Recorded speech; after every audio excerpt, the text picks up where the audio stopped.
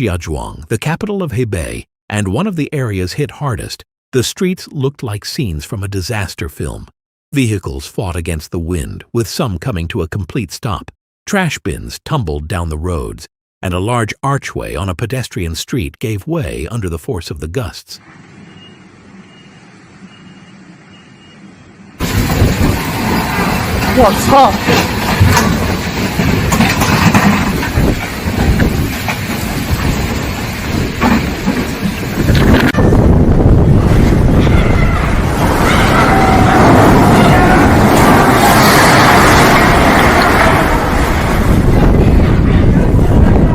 In rural regions, the destruction was even more intense.